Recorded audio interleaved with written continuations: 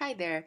In this video, I am going to share with you three descriptions that have passed the PMI audit. So these three application descriptions meet the standards that PMI or the Project Management Institute have set out, and these descriptions have successfully passed their audit, and this person is now ready to write their PMP exam. Now let me just share these examples with you and share with you some tips on how to write these descriptions. So the first description reads, I led a team of 4 to load data warehouse from insurance policy administration systems. So as you can see right off the bat here, the sentence is very clear as to what this project is about and what this person did. And then it says, I defined scope and decomposed it into the WBS. I assigned work packages to team members and managed their progress to ensure all work was completed on time. What you can see here is he used a lot of PMI terms: defined scope, decomposition, assigned work packages, managed their progress. So a lot of PMI terminology going on here, which is really great. I also developed the project schedule and created CR. CR stands for change requests. When development activities were falling behind, I implemented approved CRs by taking corrective and preventive actions. I created scorecards for KPIs to track project progress. I provided feedback to my team and documented lessons learned. So another thing you can see here is that not only did he use a lot of PMI terminology, he also structured his sentences in the timeline in which they happen. So he, defined the scope first, then made it into WBS. He assigned the work packages, which is the lowest level of the WBS, to the team members, tracked their progress, looked at the schedule, looked at the change request, and implemented the approved change request, and then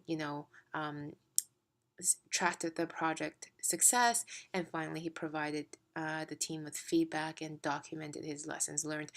So what you can see here is it's also like he's also following the 5 process groups in the order of the 5 process groups when he's listing out his experiences. So someone who's reading this can really tell the order in which these events are happening, which is great.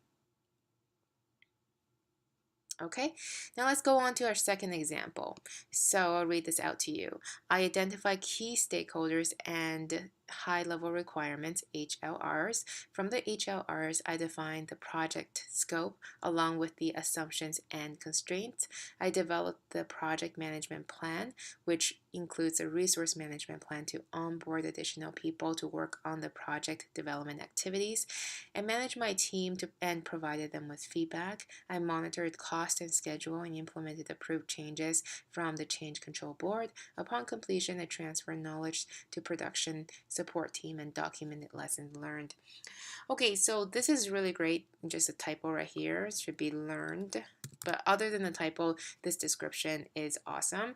So a couple of reasons why it's awesome. He uses a lot of PMI terminology, identified key stakeholders over here, defined the scope, assumptions and constraints, develop project management plan.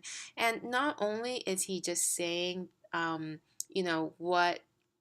what these activities are, he's also sharing like how this was used on his project. So a lot of times on application descriptions, what we see is that the candidate would try to fit in as many terms as possible.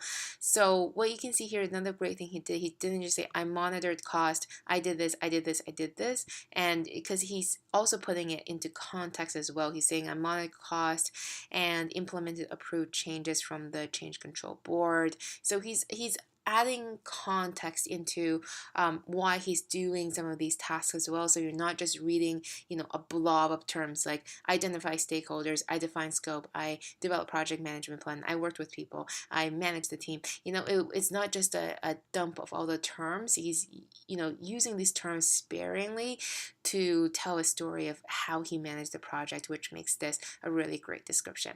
Now let's go into the last one here. Okay, so this project was developed to capture the placement data for one of the insurance clients for reporting purposes, identify stakeholders and gather their requirements and manage their interests. So this touched on what he did in stakeholder management. I performed project assessment to understand the current system. I created the project WBS and ensured the right resources loading at each stage. I tracked and reported project progress to ensure that it was on schedule and under budget. I also ensured high quality by involving in-process review. I managed deliverable sign-off and knowledge transition during closure. So a couple comments about this one. So this one is not as strong as the two other ones that we just saw. The reason for that being he uses some terms outside of the pin box. So if you see over here, so he said that perform project assessment to understand the current system. So project assessment isn't really a term that you see in the pin box, so using it here doesn't fit as well. And he also says resource loading, which is another term that's not used in the pin box. So this one isn't as strong because he is using some terms that may be project specific, but isn't really covered in the pin box guide. So you do want to stick with PMI terminology when you are writing your PMP applications. So I hope you found this video helpful, and I hope it gave you some ideas on how to write your own application for your upcoming exam. Now, make sure that you sign up for a free course with us, which is examspm.com/free. Really simple URL. We'll put it in the comments as well. So sign up for a free class with us, and we'll go into much more details about how to write your applications, and we'll give you tons of tips on your PMP exam as well. And this training is absolutely free, and it's 1.5 hours long, so you're in for a treat. Okay, and if you have any questions, comment below. Make sure you subscribe to our channel and like this video as well. Thanks, guys, and we'll see you soon.